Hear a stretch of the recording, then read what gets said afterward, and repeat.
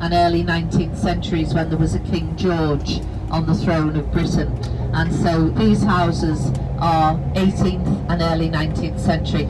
It used to be a very who often used this for filming street scenes that should be in London. It's impossible to film in London or prohibitively expensive, and so they film here in Liverpool and pretend it's London. And also we've stepped in for Moscow, we've been New York on many an occasion, and only a few weeks ago we were Washington DC. So further down in the city, it was for the new series of The Crown. The Queen goes to Washington in the 1970s, but they couldn't afford the budget, so they turned Liverpool into Washington. Here on the left is the largest cathedral anywhere in Britain, and we're going to pull in illegally, well done, to give you a chance to have a look at it. This is the Anglican Cathedral of Liverpool, built of our local red sandstone. And here on the left, where you see the little green circular tower, this is where the cathedral began in 1904. And you may have visited some of the larger ones. The largest in volume is St. Peter's in Rome, and then Milan in Italy, very old cathedral, Seville in Spain, another very ancient cathedral, and then number 4 hasn't been finished yet, and it's in America. It's in New York, St. John the Divine. When it's completed, it's number 4 on the list of large cathedrals, and then Liverpool is number 5. So it's very much 20th century, huge interior. And the young architect was only 22 when he began. He died when he was 80, and it still had 18 years to go. He never saw it finished. It was his lifetime's work, Giles Gilbert Scott. And that young architect also is the designer of the iconic red telephone box.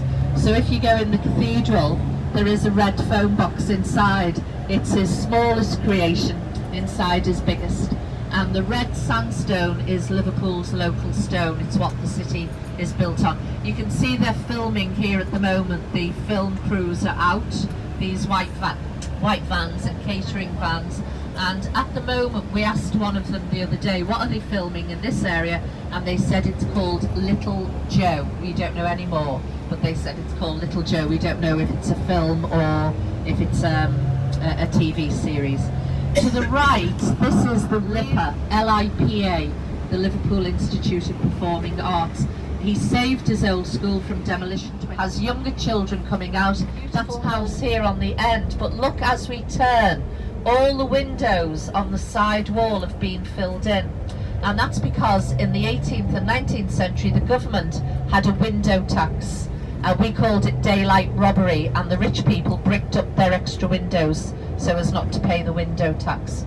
Here on the left, the church was completely destroyed by bombs in the Second World War, but look at the memorial in the grounds on the left, and it's the very famous truce, Christmas Day, where a German soldier and an English soldier climbed out of the trenches on a Christmas Day during the First World War, and they organised a game of soccer. On the backs is often busy, but of course it's got no interior. Look on the left and right side of the pavement, and 2 temple dogs welcome you into the oldest Chinatown anywhere in Europe. And you'll see the street signs are in Chinese as well as in English. You'll see fabulous restaurants here for Chinatown, as well as restaurants for all cuisines. But when we turn left, look over to the right, because there is the biggest Chinese arch outside of China. This is the oldest Chinatown in Europe. The only one older is the one in San Francisco. That was settled by the Chinese railway workers. Liverpool was settled by the Chinese sailors. And one of our twin cities is Shanghai. And to celebrate the millennium, they sent us the largest Chinese arch outside of China. And it is the Arch of the Dragons, because the year 2000 was the year of the dragon in the Chinese calendar, and it's got over 200 dragons. To the right of the arch, the white building used to be a hostel for sailors, but now it's full of students, needless to say, with one of the best views in the city. And to the left of the arch, it looks as though it's a church, and it used to be a congregational church, but that was abandoned long ago to the other. And the little Chinese restaurants are through the arch. They stay open till 3 o'clock in the morning. Very popular with medical students. I've no idea why. Now, we're going to turn onto Hope Street, and there's a cathedral at each end of Hope Street in Liverpool. So here's Paul McCartney's old school on the left, but it's attached to what was the old art college, and this is what you'll see as soon as we turn here on the left, and this is where John Lennon was a student from 1957 to 1960. He never graduated because he went to play in Hamburg with the Beatles.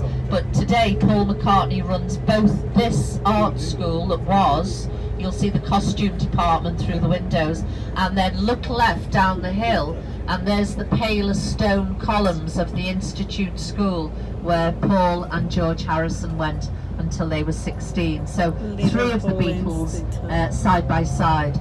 If you look to the right, this street is often used for filming period dramas, but the Beatles manager Brian Epstein lived up Faulkner Street at number 36, so he has a connection to this street too. Lovely restaurant on the left in the old carriage works. They're not making carriages now, and there's a hotel above it which is expanding on the left. This is the Philharmonic dining rooms. It is the most stunning interior of a pub. The gentlemen's toilets are made of red Irish marble, and when the gentlemen aren't in, the bar staff let ladies go in to take photographs, but it smells atrocious in there. I just don't know why gentlemen's toilets smell and ladies don't, but they do. So it's only worth 5 seconds. Take a quick photo of the urinals and come out. As we turn, here on the left is the Catholic Cathedral of Christ the King, circular, concrete, 1967. So this has had its 50th birthday last year. The Anglican has got 10 years to go. So this one is older. It opened in 67, and you'll see the bells, Matthew, Mark, Luke and John. And as we go round, high above the centre, where the altar is, right in the centre of the circle, that huge lantern tower with the crown of thorns for Christ the King on the top. And that lantern tower has over 20,000 slabs of glass. It's like walking into a kaleidoscope. The colours change as you walk around the perimeter of the cathedral. But if you look left now, you'll see the pyramids on the 1930s crypt. This was going to have a huge cathedral built on top of the base, and of course the war began in 39, building was abandoned, and there was no money afterwards until 1962, when they were able to build the modern cathedral on a very small portion of the crypt. On the right, this is Liverpool University. The students are all heading to the bus to take them back to Penny Lane residences, but University of Liverpool stretches for hundreds of acres, but the original building is here on the right, the red brick university. This is called the Victoria Building. It's got a lovely view. On the left, you'll catch a glimpse of the outside altar at the back, if you can have a back of a circle, of the Catholic Cathedral. And now you'll see Edwin Lutyens' crypt a little bit closer. It's huge. It's almost like having two for the price of one. So the 1930s crypt, the 60s cathedral above. John Lennon is on the next building on the left, because this is the new art and design building. And so when they abandoned the old one on Hope Street, thank goodness saved by Paul McCartney, but John Lennon is remembered, even though he wasn't a successful student and never graduated. It's a bit of kudos to bring students in who want to study art here in the city. We've got 3 universities. It's a very popular student city, Liverpool, probably because it's not big and probably because it's very lively. But it's because the students drive the nighttime economy. That's why we've got so many live music venues and so many bars and pubs.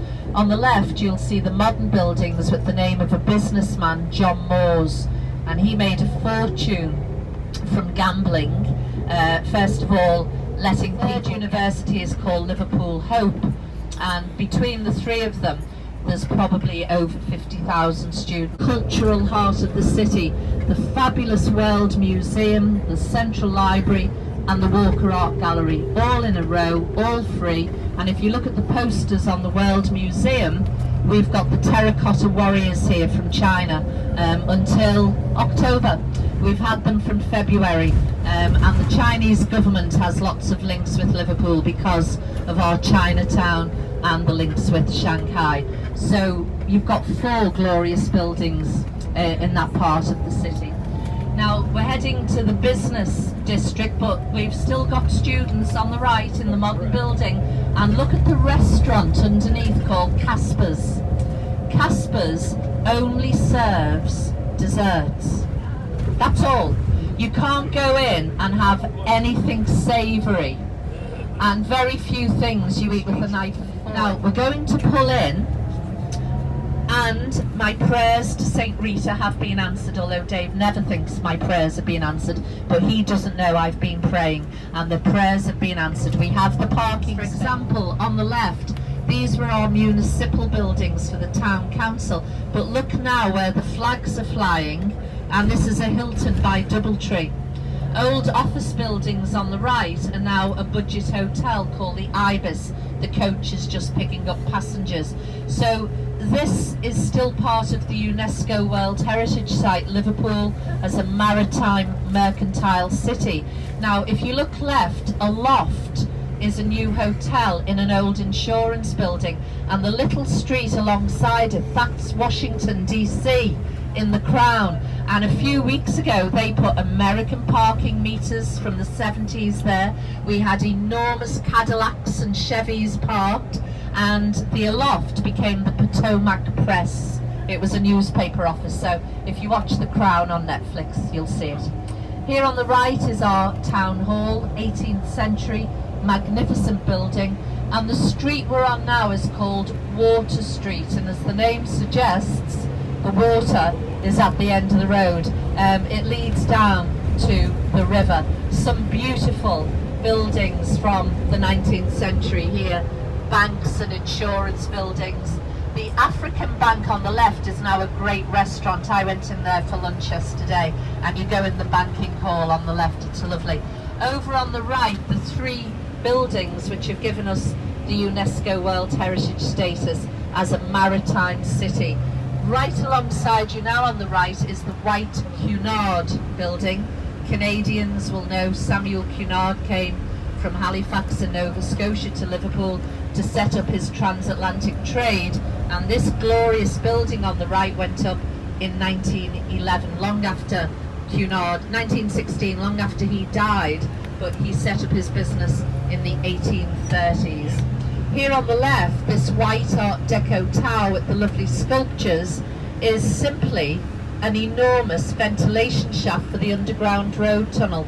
So if you're keen on engineering, you go in, put on your hard hat, and they'll take you up to the big fan chamber, and you'll watch the fans pushing air down into the underground tunnel, which goes under the city, under the River Mersey, and over to the peninsula on the other side. Your hotel is 5 minutes away on the left. Now if you look left, you'll see the beautiful buildings around the Albert Dock, the Tate Museum, the Maritime Museum, and where you see the big wheel just peeping up over the back, your hotel is to the left of that big wheel. So later, if you walk through the Albert Dock, you will be here in 5 minutes on the boulevard. And the boulevard is called Canada Boulevard. The entire length to the right is lined with maple trees.